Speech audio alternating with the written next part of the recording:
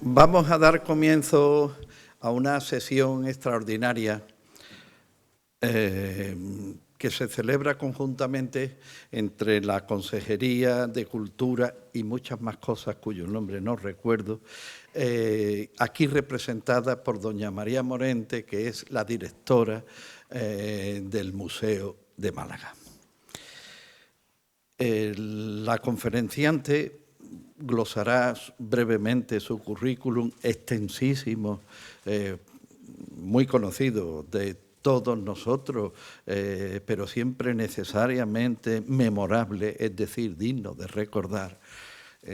La conferenciante, doña Marion Reder, nos va a ofrecer hoy una conferencia de harto interés para quien esté mínimamente interesado en la historia. De alguna forma es absolutamente digno de congratulación el ver que está la sala llena y arriba, esto es la historia en lucha con la imaginación creadora del novelista, de un novelista de novela negra. Entonces, efectivamente, es así. Es así. Entonces, Felipe IV versus la novela negra. Creo que bueno, debemos agradecer a doña Marion Reder, siempre tan generosa y prestándose siempre a hacer una de las cosas que los profesores hacen y saben hacer como nadie, que es la entrega de su conocimiento al público en general. Ella está ya jubilada como profesora, pero yo creo que ahora, como a algunos jubilados les pasa, trabaja mucho más que antes. Pero bueno, van a ver ustedes hasta qué punto es interesante su disertación y su conferencia. Así que yo por adelantado le doy las gracias, Marion, por tu disponibilidad, por tu generosidad y por estar siempre, prestarte siempre a actuar en estas lides que no son sino auténticos asaltos que te pegamos. Pero, en fin, nosotros se lo agradecemos y a todos ustedes por su asistencia. Le paso ahora el micro a doña María Morente, que es la directora del Museo de Málaga y que representa en este acto a la consejera, perdón, digo a la delegada de la Consejería de Cultura. Pues muy buenas tardes. Bueno, muchísimas gracias a la Academia, en primer lugar, por hacerse voz, como siempre, de la iniciativa de celebrar el Día de Andalucía de forma compartida entre el Museo y la Academia con esta conferencia, con la conferencia de esta tarde. La idea de dedicarle la tarde a la visita a Málaga de Felipe IV, pues sobre todo se la debemos a nuestro jefe de Departamento de Difusión, Eduardo García Alfonso, que decía que qué mejor momento, ¿no?, de celebrar Andalucía y celebrar este día reflexionando sobre todo lo que Marion nos va a aportar. Aunque tengo un currículum resumido, pues presentar a la doctora Redengado es bastante difícil por sus muchísimos méritos. Pero ella es catedrática de Historia Moderna de la Universidad de Málaga, licenciada en Historia de América por la Universidad Complutense de Madrid, obtuvo el grado de Memoria Arqueológica Antillana en el Museo de América, es doctora en Historia por la Universidad de Málaga con la defensa de su tesis doctoral, Testamentos malagueños del siglo XVIII, Instrumentos jurídicos y mentalidad social. Premio Extraordinario de Licenciatura, de Doctorado y Premio Málaga de Investigación.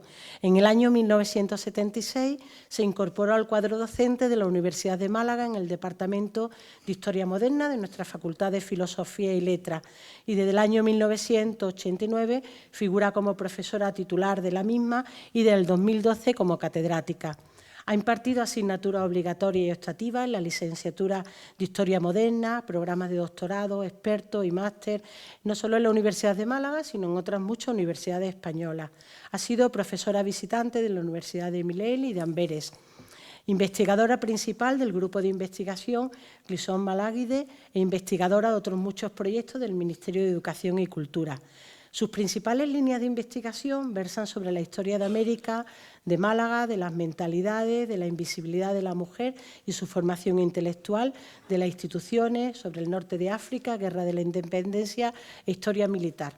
Numeraria de la Real Academia de Bellas Artes de San Telmo de Málaga, de la que nos complace, ¿no?, que pertenezca a esta academia, pero también lo es numeraria de la Academia de Nobles Artes de Antequera, de la Academia Andaluza de la Historia y correspondiente de las Academias Portuguesas de la Historia, Academia de los Torres, Real Academia de Ciencias, Bellas Letras y Nobles Artes de Córdoba, y socia numeraria de la Sociedad Erasmiana de Málaga. Bueno, en nombre del museo, y me permito también en nombre de la Academia, muchísimas gracias, Marion, por responder, además, con un sí incondicional a esta invitación. Es un verdadero placer tenerte aquí. Muchas gracias.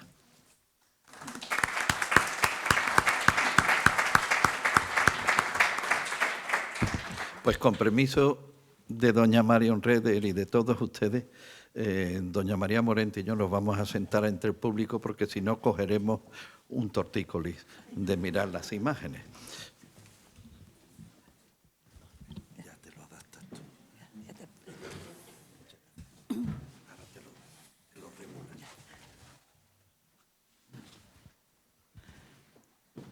Buenas tardes, excelentísimo señor presidente de la Academia de San Telmo, ilustrísimos académicos, señor presidente de la Sociedad Erasmiana, señores, señoras y amigos todos, y también del Grupo Crisol, que también hay algunos miembros aquí y otros muchos amigos. Bueno, cuando Eduardo me propuso este tema de la conferencia de hoy, pues me pareció muy oportuna, como ha dicho María, porque es un recuerdo a Andalucía, pues allá en el siglo XVII, y como veremos, aunque hagamos especial hincapié en la presencia de Felipe IV en Málaga, pero también hace un recorrido por toda Andalucía, si bien no me voy a detener en cada uno de los lugares donde para, aunque sería muy interesante, porque si no se alargaría mucho la conferencia y acabarían ustedes un poco aburridos. Bueno, pues comienzo. No sé si ustedes recordarán la escalera principal del Ayuntamiento de Málaga. Cuando se sube, hay una serie de vidrieras que relatan un poco la historia de Málaga. Luego me referiré a ella. ¿Por qué? Pues porque en el inconsciente colectivo malagueño se mantiene de alguna forma presente el recuerdo de la llegada a Málaga de Felipe IV, el Grande, como decían en aquella época. Pero como una etapa más de su viaje por Andalucía, en donde, según decía en la época, honraba su real persona en las principales ciudades de aquel reino, y en donde se produjo una anécdota simpática y entrañable que ha permanecido en la memoria de los malagueños y a la que luego nos referiré. Momento que, ya digo, se refleja en una de las vidrieras artísticas que decoran la escalinata de honor del Ayuntamiento y que da acceso a la planta superior de la misma, diseñada por la sociedad francesa Monjumeau. No lo digo bien, pero lo sé, aunque lo he repetido muchas veces, no se me queda, en que recoge fielmente pues, esta anécdota de la que ahora me voy a referir. Y evocación que recogen los historiadores locales con cierto entusiasmo, ya que para los súbditos, los vasallos de los reyes que se encontraban distantes en la corte, ausentes de la ciudad, era un momento muy significativo. Si bien señala el profesor Alfredo Alvar, que en aquella época, recogiendo las palabras de Fray Antonio de Guevara en su Reloj de Príncipes de 1529, se decía que el príncipe, el rey, es la cabeza de la República, y es que así como en la cabeza están todos los sentidos, así en el príncipe deben de estar todos los estados, porque las virtudes que están entre muchos derramadas han de estar en un príncipe recogidas. Al rey y no a otro pertenece oír a todos. La teoría está muy bien, la práctica ya sabemos que no siempre ocurre así. Es que todavía con los reyes católicos, debido a la peculiar a la peculiaridad de sus empeños, pudieron estar cerca de sus súbditos, como por ejemplo cuando vinieron a la conquista de Málaga, de Granada y en general. Lo mismo sucedió con el emperador Carlos V, cuando contrajo matrimonio en Sevilla con Isabel de Portugal y que luego permaneció en Granada durante 4 meses. Estaba pues presente en la ciudad, pero también muy próximo a todos los súbditos que efectivamente elevaban las quejas a él directamente y no a través de otros mandatarios. Pero cuando llegó Felipe II, este fijó el trono, cuando él llegó al trono, fijó la corte en Madrid, porque en ese momento empieza a surgir una distancia entre el rey y los súbditos, aunque ya se había hecho presente en ese momento. Y desde Madrid los monarcas hacían viajes de temporadas a sus palacios, al Escorial, a Aranjuez, debido sobre todo por los rigores climatológicos o bien por las diversiones. En verano marchaban al Escorial y en invierno pues marchaban a Aranjuez. Los viajes, como los de Felipe IV, cuando fueron necesarios, se organizaban con una finalidad específica, como en el caso que hoy nos va a ocupar.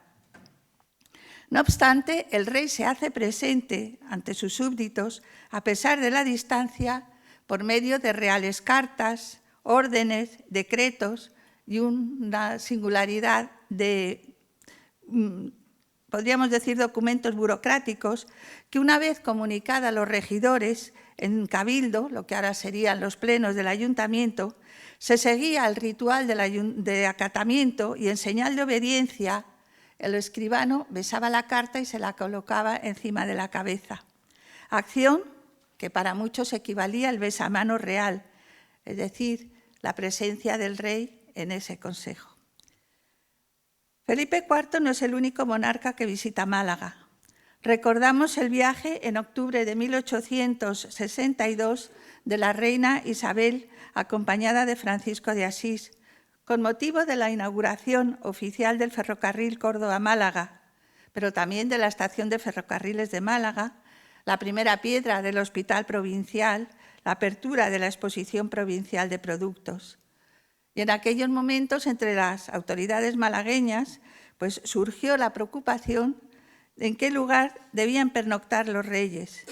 Estos finalmente eligieron el Palacio de la Aduana, que hoy nos acoge. También su hijo Alfonso XII arribó el 18 de marzo de 1877 al puerto de Málaga a bordo de la fragata Victoria. Y el rey, en ese momento, cuando baja del barco, se desplaza al Real Club Mediterráneo, fundado unos años antes. También Alfonso XII presenció la inauguración de la Exposición Artística, Industrial y Agrícola, visitó el Hospital Provincial, visitó las fábricas de la industria malagueña y la Concepción, así como el asilo de San Bartolomé, aunque también disfrutó de diversiones como corridas de toros. Y sin embargo volvió en 1884, cuando Málaga, sobre todo en la parte de Andalucía, Periana y otras localidades cercanas, pues sufrieron unos estragos muy profundos a causa del terremoto. En ese momento no era un momento de diversión, pero sí que en un momento de tragedia donde el rey tenía que estar presente ante sus súbditos. Asimismo, Alfonso XIII viajó a Málaga en 4 ocasiones. La primera en 1904, en la que se levantaran arcos en calle Larios. El monarca visitó las barriadas del Palo, del Perchel, como no la Catedral y el Santuario de la Victoria. Inauguró las obras de la ampliación del parque con el derribo de las murallas de la Alcazaba y participó en la recepción oficial, como no, en el Palacio de la Aduana.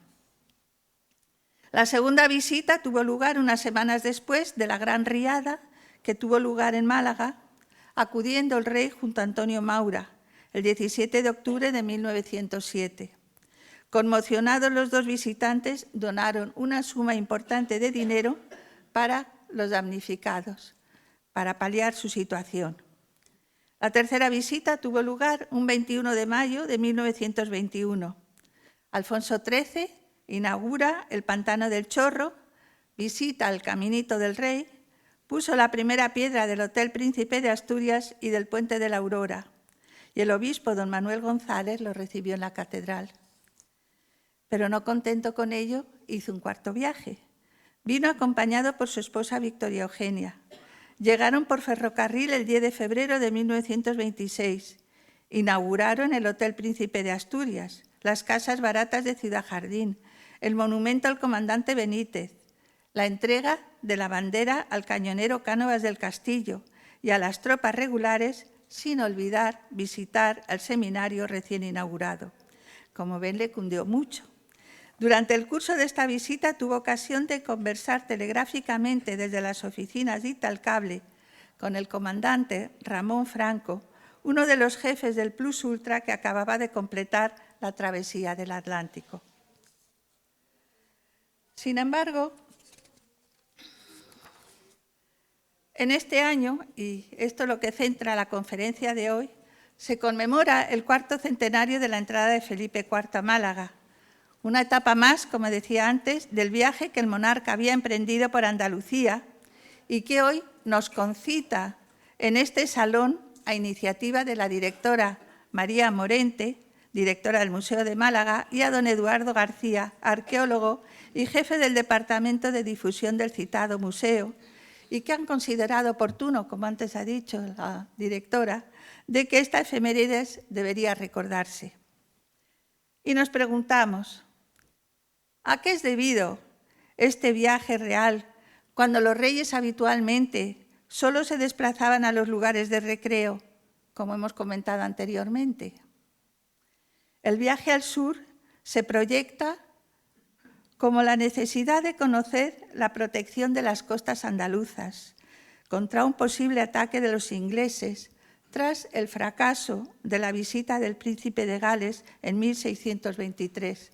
Recordarán que el príncipe de Gales vino a España con la intención de contraer matrimonio con la hermana de Felipe IV, pero como esta era católica no se permitió, y en este sentido pues vemos que el príncipe de Gales era anglicano, no se permitió la boda y fue rechazado y efectivamente se regresó a su patria, pues ciertamente molesto por no haber conseguido sus objetivos. Ahora bien, los motivos de fondo que aducen los historiadores pues son otros. Por un lado, el intento de convencer a las autoridades de Sevilla, pero también a las de otras ciudades andaluzas, de que aceptaran los nuevos impuestos que las Cortes de Castilla acababan de votar para financiar a la corona. Por otro lado, la recuperación del poderío naval y comercial amenazados por las potencias extranjeras y sobre todo amenazadas por el contrabando. Felipe IV, si regresamos y le vemos, al revés. No había cumplido 20 años cuando inició su viaje por Andalucía. Salió de Madrid un 8 de febrero de 1624 con su hermano Carlos, como luego veremos. Le acompañaba el favorito Olivares, cortesanos, grandes, títulos, consejeros, secretarios, oficiales, guardias, servidores y demás personas del séquito. Según se calcula, unas 300 personas. Mover todo ese, podríamos decir, conjunto de personas con los respectivos carruajes, caballos, etcétera, de un lugar a otro donde evidentemente tenían que hospedarse y donde tenían que alimentarse, pues es una cuestión muy compleja. De ahí que también por eso fuera muy difícil el que los reyes se desplazaran. Entre ellos, se me olvidaba, está Quevedo. Y Quevedo pues, lleva a cabo un relato de este viaje, pues es como él suele hacerlo en un tono jocoso. Y leyendo sus entre líneas, pues la verdad es que es muy divertido poder leer a Quevedo y las peripecias que pasan en este viaje, pero no puedo extenderme. Felipe IV dedicó numerosas veladas a la caza, a los toros, al teatro y a otras diversiones. Y eso sucederá en cada una de las poblaciones donde se detenga. La forma de homenajearlo, sabiendo sus preferencias, sus diversiones, sus dedicaciones, pues todos se querían volcar para cumplir todo lo que podríamos decir rellenar el tiempo no hábil. En la mayoría de lugares de tránsito se le agasajaba con luminarias, cohetes y bailes. El itinerario que vemos aquí es el de Aranjuez, Tembleque, cuando ya cruza Sierra Morena, otra serie de poblaciones, pero que no he querido reseñar, hasta llegar a Sierra Morena, donde ya vemos que en Andújar, Córdoba, Sevilla, Coto de Doñana, Cádiz, Málaga, Granada, Baeza, Jaén y Madrid, y regresa el 18 de abril.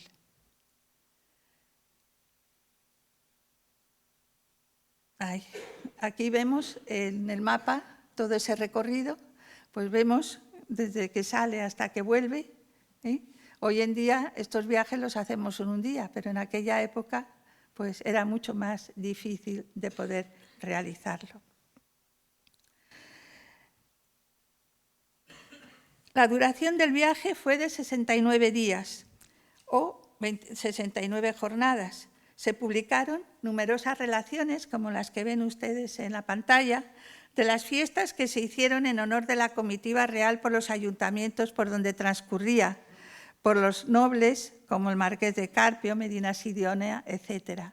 Son una relación de cada uno de los festejos que se hicieron, detallados, y en cierta manera, pues, cómo las autoridades, tanto en sentido de los concejos de las poblaciones, como sobre todo si son señoríos, pues se volcaban en este viaje y prácticamente muchos de ellos se arruinaban. Todo porque de alguna forma no quedar por detrás de sus compañeros de otras ciudades y de otras poblaciones. Y aquí vemos pues Andújar, Córdoba, Sevilla y el Coto de Doñana.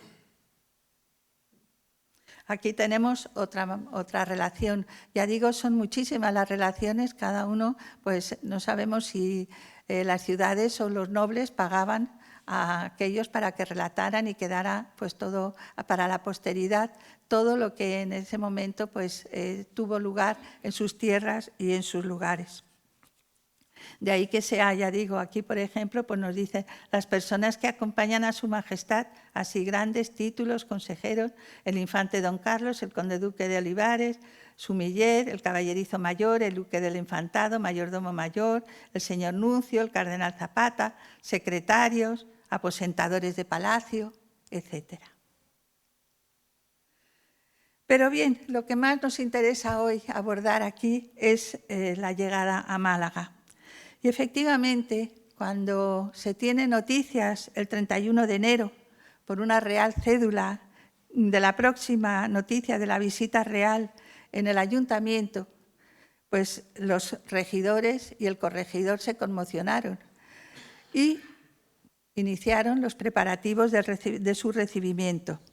En un momento, pues estaban abrumados cómo podrían afrontar, tanto en el plano, podríamos decir, de recibimiento, de obsequio al rey, como económicamente sufragar todos estos gastos. Se despacharon, lo primero que hicieron el corregidor y los regidores, junto en Cabildo, pues decidir escribir 2 cartas, una al conde duque de Olivares y otra para el secretario don Bartolomé de Anaya Villanueva, que era malagueño y que por lo tanto pues les haría más caso, y a don Antonio Hurtado de Mendoza para que le diera aviso de la llegada del rey y disponer las prevenciones para su asentamiento y para su recibimiento. De hecho, estaban en Sevilla y querían, aunque Felipe IV luego iría a Doñana y luego iría a Cádiz, pero querían cuanto antes conocer todas las peculiaridades para tener todo equipado. Asimismo, se preguntaban por qué camino vendría para repararlo y aderezarlo.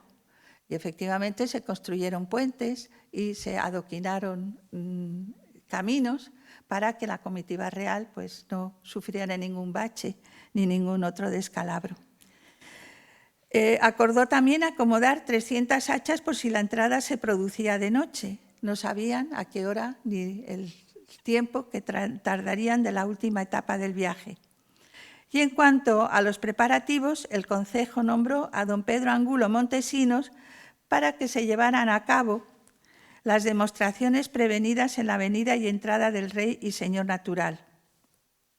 Y es que en la carta que veíamos en el Real Despacho, el rey pedía que no se gastara dinero en los diferentes municipios, era una carta común a todos los municipios, que no sufriera el erario público en festejos, en demostraciones, pues como se hacían entonces arcos y demás engalanamientos de la ciudad, y que procurara pues todo aquello que fuera superfluo, que lo evitaran y ni lo que hicieran.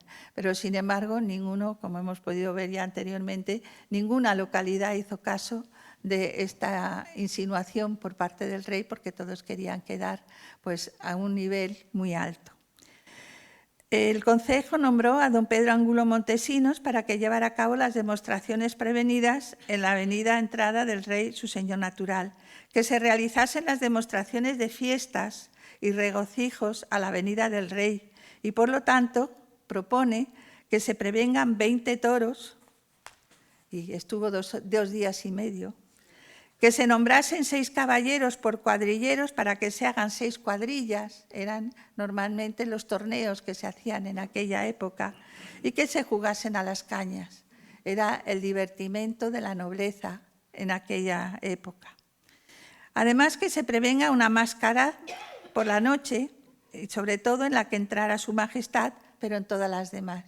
Es decir, pues también una forma de recibirlo de una manera gozosa, y que se hagan grandes fuegos artificiales para todas las noches que estuviera su majestad en la ciudad, y que se pregone que en todas las calles donde pase la comitiva real se coloquen luminarias y se aderecen con colgaduras, con mantones, etcétera, y que aquellas, podríamos decir, hoy en día, con otra visión, se reparen los daños que las casas tienen y que no se ven con esas colgaduras.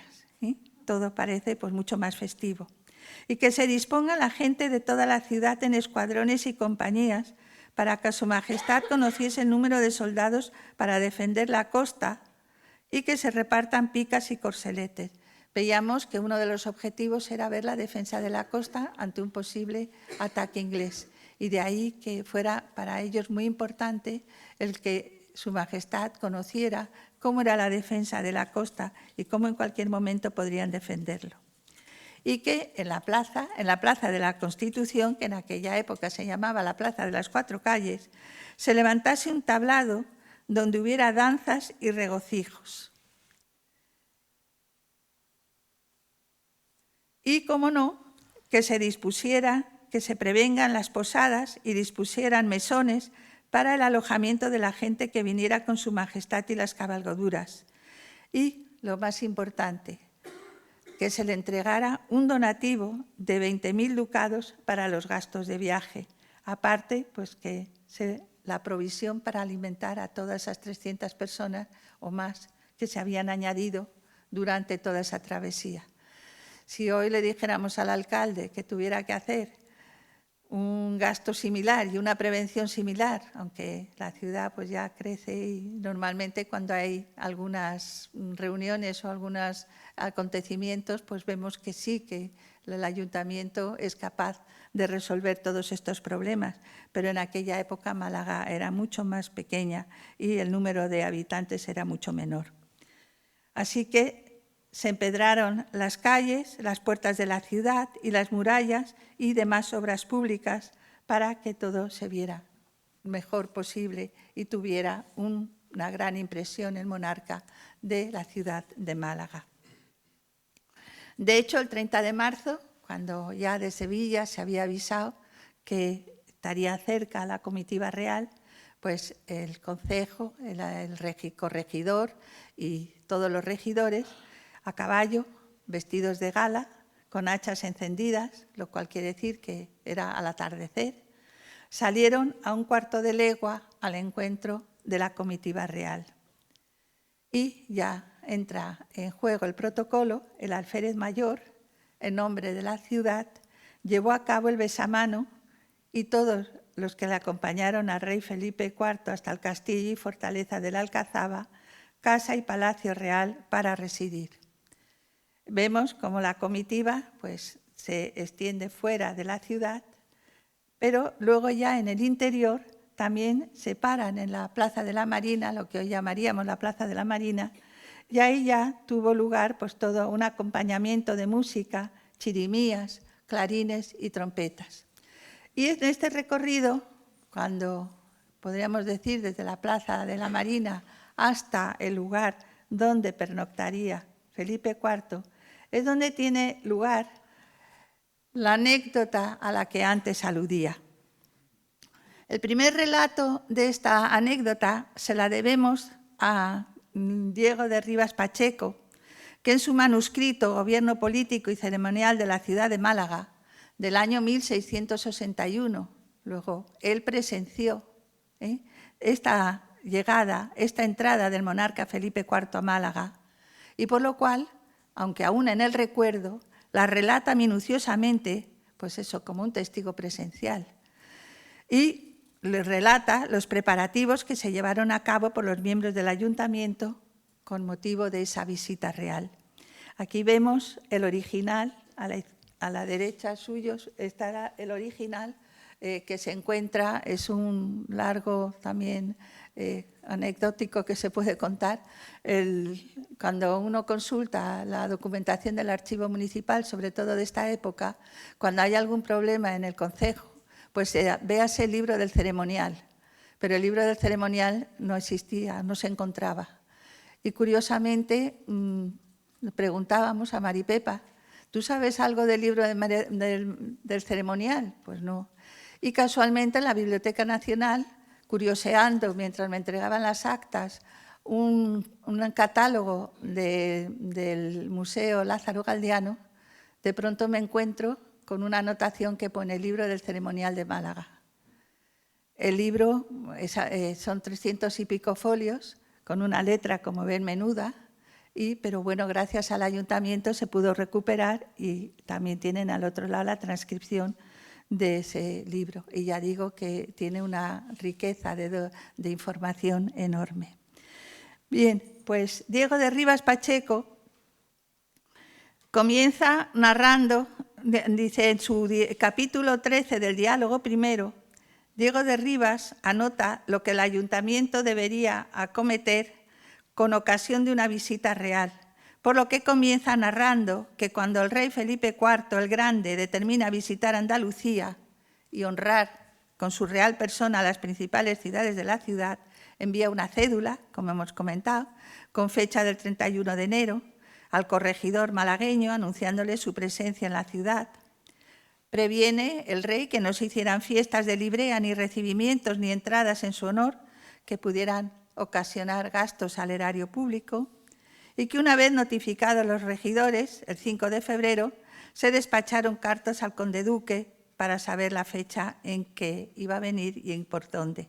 Pero que pese a las advertencias reales, que no se hicieran gastos excesivos por la estancia del monarca, los regidores decidieron obsequiar, como hemos visto, a Felipe IV durante su estancia en la ciudad con todo tipo de diversiones, máscaras, juegos de cañas, corridas de toros, sin olvidar los fuegos que iluminaban la noche primaveral malagueña.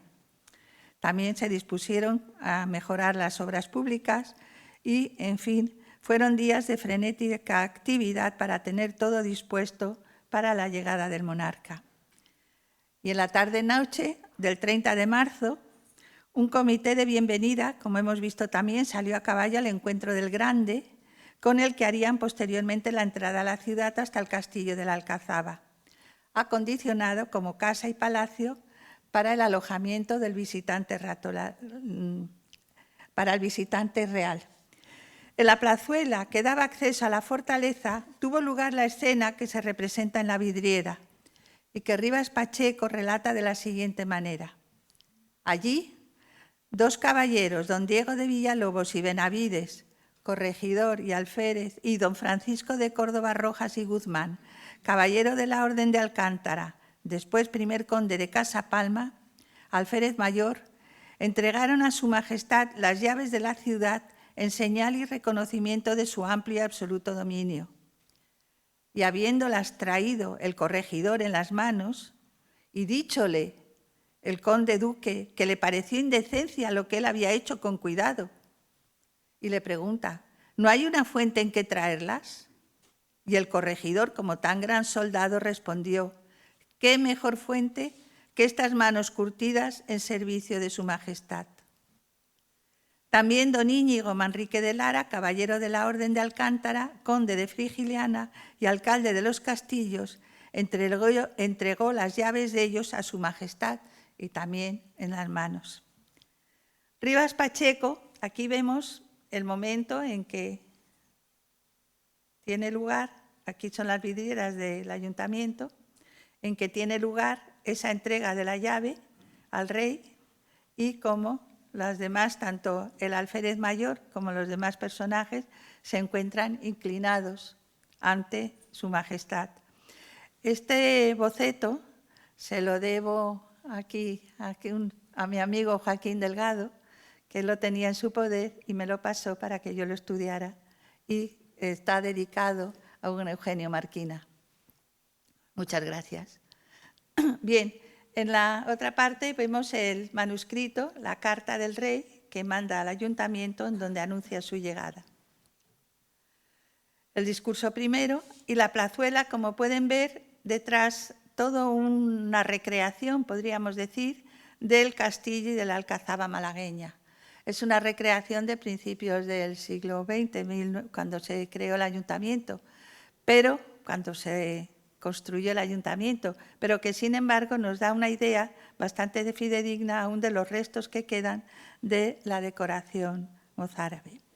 Rivas Pacheco prosigue relatando las incidencias de la visita real y una vez finalizado el acto de entrega de las llaves de la ciudad, los vecinos en tropel, por ahí los vemos, levantando las manos, prorrumpieron en un jubiloso clamor alabando a su rey, celebrando con fuegos, máscaras y otras diversiones demostraciones de su alegría de tener entre sus muros a la real persona, favor que no habían tenido desde que se ganaron a los moros.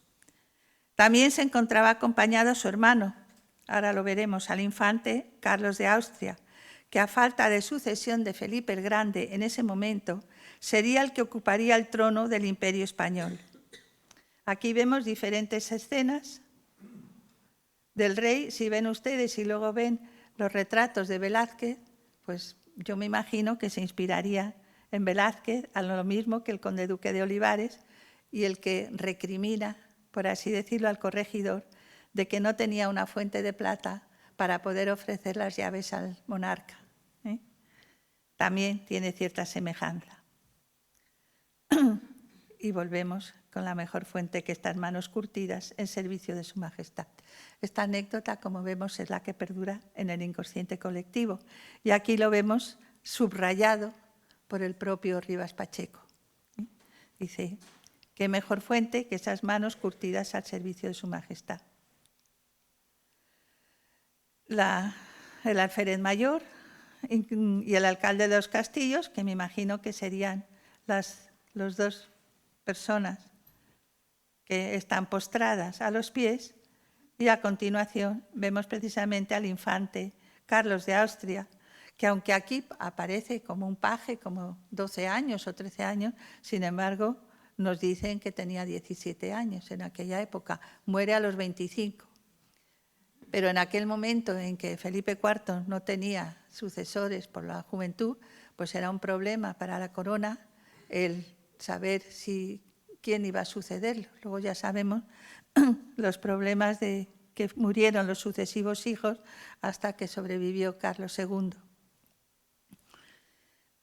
Bien, vino siguiendo en esta jornada a este soberano y luciente sol, bebiendo los rayos de sus inaccesibles luces, aquel majestuoso y brillante lucero, el amable don Carlos, infante de Castilla, su hermano, que poco después, como ardiente y fatal cometa, corrió el último puesto de su apresurado curso, cambiando a los 25 años de su floreciente edad la claridad de sus resplandores en tristezas y funestas sombras, dejando a España tan llena de lágrimas y tristeza como lo había estado de esperanzas. Esto, sentir general. En cuanto, también sería largo de explicar, las alusiones al sol en esta época, pues a los monarcas se les compara con el sol, cuyos rayos iluminan a todos los vasallos, y un poco se basan en la técnica, bueno, en los descubrimientos de Copérnico, en que la Tierra gira al Sol y por lo tanto todos los vasallos giran en torno al monarca, y de ahí que tuviera tanta importancia. Bien, Felipe IV y sus acompañantes permanecieron 3 días en la ciudad de Málaga, vamos a decir 2 días y 3 noches, visitando los lugares más emblemáticos, el Santuario de la Victoria, la Catedral y otra serie de monumentos. La siguiente mención a este suceso anecdótico pertenece al canónigo Cristóbal Medina Conde, que todos ustedes le conocerán, aunque luego firma, como vemos, como Cecilio García de la Leña, en 1789, o sea, ya han pasado un siglo y pico. Y en su prólogo matiza lo siguiente: a estos autores puede agregarse el tomo manuscrito, es decir, que se basa en la obra de Rivas Pacheco. A estos autores puede agregarse el tomo manuscrito por donde se gobierna esta ciudad, que con el título de Gobierno Político, Legal y Ceremonial de la ciudad de Málaga compuso el regidor perpetuo de ella, su abogado y maestro de ceremonias, don Diego de Rivas Pacheco, en 1661. Por lo cual, sin embargo, aunque Medina Conde reproduce el texto del licenciado Rivas Pacheco sobre la visita de Felipe IV en su conversación 38, correspondiente al obispo Francisco de Mendoza, añade algunas licencias. Por ejemplo, después, con solemne repique de campanas y con reales salvas de artillería e infantería, le vinieron asistiendo hasta la fortaleza de la Alcazaba, que su majestad eligió para su alojamiento. En ella, don Diego de Villalobos y Benavides, su corregidor, con el alférez mayor, y entregaron con humilde acatamiento las llaves de la ciudad, reconociendo a su rey por dueño y señor de todo ella. Incluso reproduce Medina Conde la Real Cédula Real recibida en el ayuntamiento, en que se le comunica al corregidor la visita del monarca Felipe IV, y recoge el incidente de la entrega de las llaves de la ciudad de la segunda manera. Sucedió entonces el siguiente dicho gracioso y de valor, pues trayendo el corregidor pendientes de las manos las llaves, le dijo con algún enfado y sentimiento el conde duque de Olivares: ¿no hay una fuente donde con más? Puntos suspensivos. Un siglo después, aquí viene donde explica a que prontamente respondió don Diego qué mejor fuente que estas manos corridas y trabajadas en servicio de su majestad. Seguimos con un siglo después, en 1874, será el escritor Francisco Guillén Robles, en el capítulo 16 de su Historia de Málaga y su provincia, el que recoja la visita de Felipe IV a Málaga, intercalándola entre las calamidades públicas de epidemias, terremotos, inundaciones y hambrunas que afectaron en la ciudad.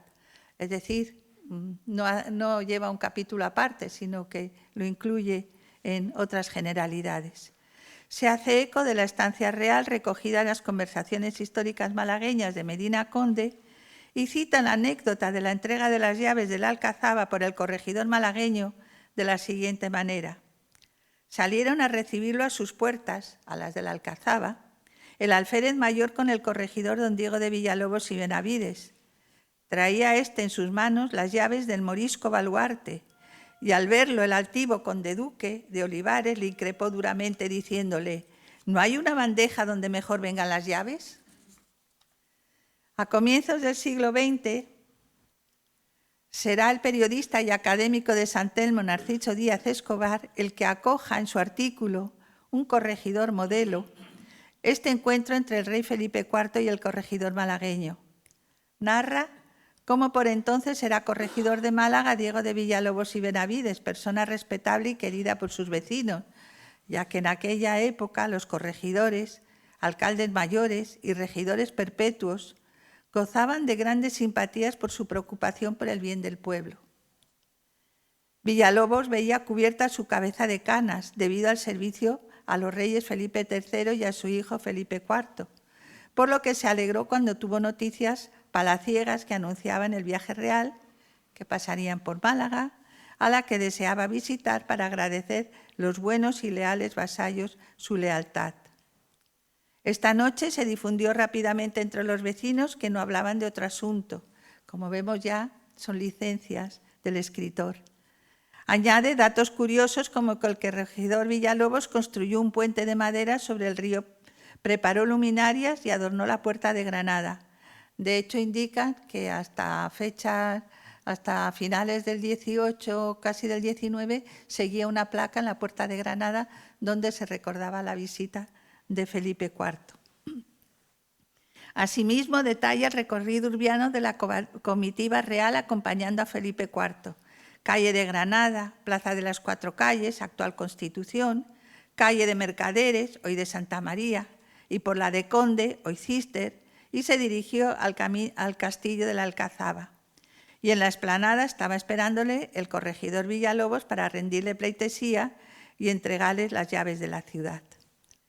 Y en fechas recientes, pero no he podido encontrar la revista, María Antonia Criado, en 1974 volverá a incidir sobre la visita real para su artículo Visita a Málaga del rey Felipe IV en compañía del conde duque de Olivares. Y se vale, pues evidentemente, de los datos que hemos indicado anteriormente. Está en el Javega 7 y esos números pues ya ni siquiera están digitalizados. Bien, Felipe IV permaneció, ya digo, 3 noches y 2 días, visitó la catedral, recibimiento del obispo y del cabildo, visitó el santuario de la Victoria, las fábricas del muelle. Tenemos que recordar pues toda la construcción del muelle y lo importante que era para la defensa de la costa, como antes hemos podido ver. Y desde Málaga continúa la comitiva real hacia la ciudad de Granada. Pero como me queda un poco de tiempo, voy a hablarles un poco de la vidriera del ayuntamiento. Y es que cuando los arquitectos Guerrero Strachan y Rivera Vera presentaron, voy a ver si soy capaz de retroceder hasta la segunda diapositiva.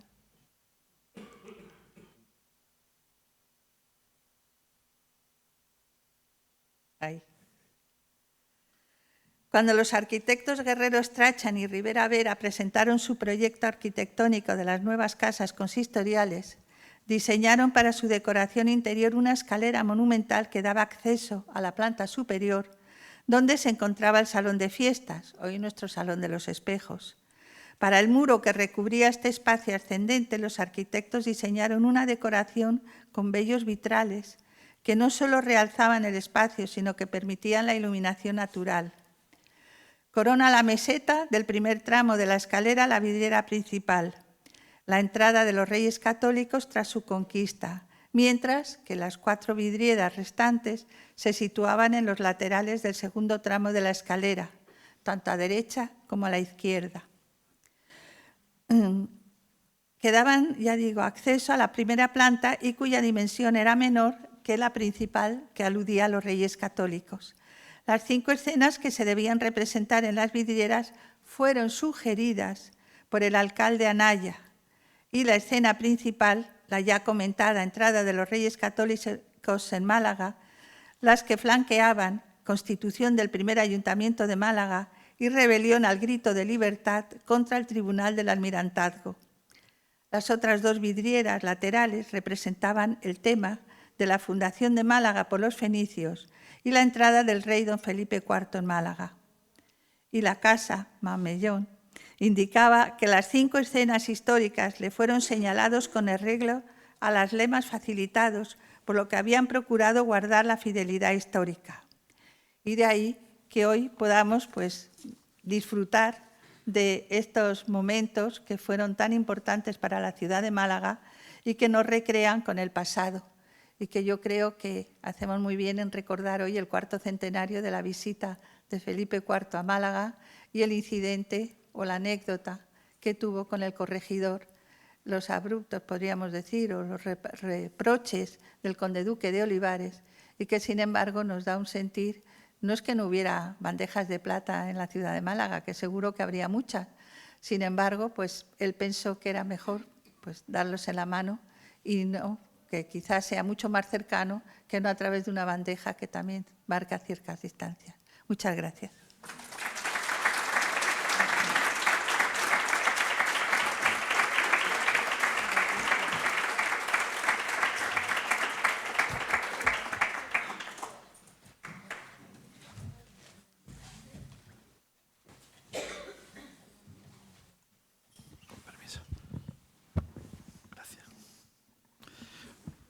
Muchas gracias, doña Marion Reder. Hoy, pues, el Museo de Málaga, la Consejería de Cultura, aquí representada por la directora del museo, y la propia Academia, han cumplido un tanto de su función, que es enseñar, recordar partes de nuestra historia, porque difícilmente sabremos quiénes somos si no sabemos quiénes hemos sido.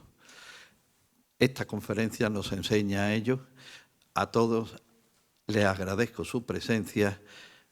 A María Morente su afán por la celebración de este acto y hacerlo conjuntamente con la Academia, y a doña Marion Reder nuestro agradecimiento. Muchas gracias a todos, y como no deja de ser un acto académico, concluiremos con las palabras de ritual. Se levanta la sesión. Muchas gracias.